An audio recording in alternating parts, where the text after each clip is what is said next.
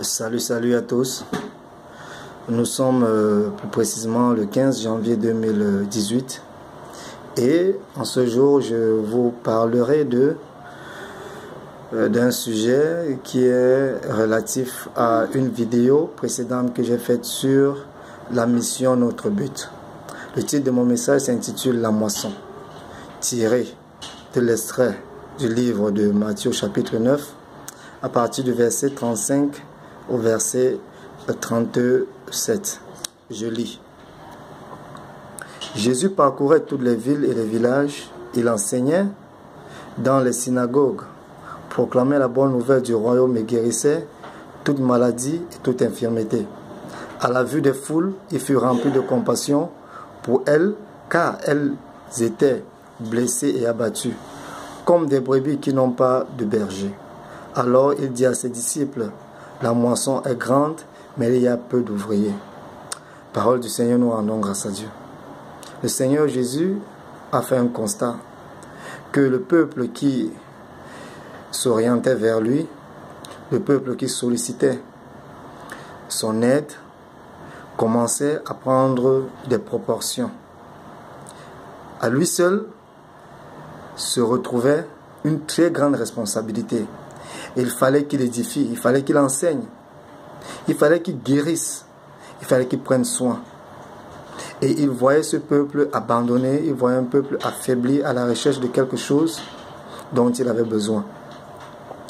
J'attire ton attention ce matin, ou davantage en ce jour, le Seigneur t'interpelle à comprendre que si tu as été appelé, si lui t'a établi, il t'a consacré tel que le dit dans sa parole, ce n'est pas en vain. C'est parce que tu as un rôle capital à jouer. J'ai parlé du disciple-là dans la vidéo de la mission Notre But. En fait, c'est de ça qu'il s'agit. À tour de rôle, nous devons aller et continuer l'œuvre qui nous a été attribuée. Le Seigneur Jésus a dit, la moisson est grande.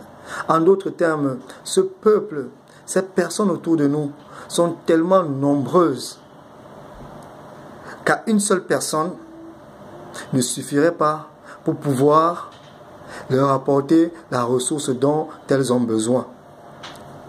Deux valent mieux qu'un, c'est ce que la parole de Dieu nous dit. Et même dans le séculier, nous le voyons. Là où 2, 3, 4 personnes se mobilisent, il y a un résultat plus effectif que lorsqu'une personne se met avec le même objectif. Le Seigneur compte sur toi, mon frère. Le Seigneur compte sur toi, ma soeur.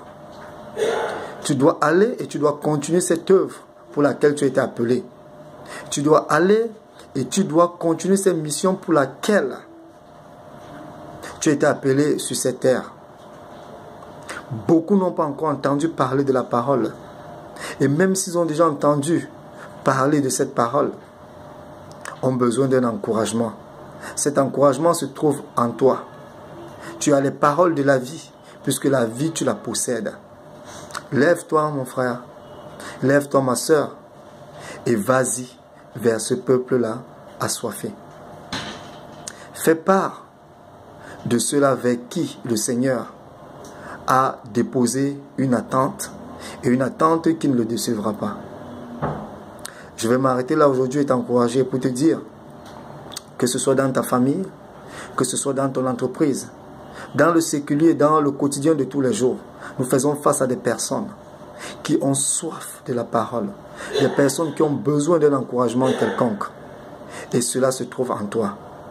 Ne te tais pas, agis et tu verras comment tu trouveras de joie, tu trouveras plus de bonheur en ayant soutenu plus d'une personne. Que le Seigneur te fortifie dans cette marche.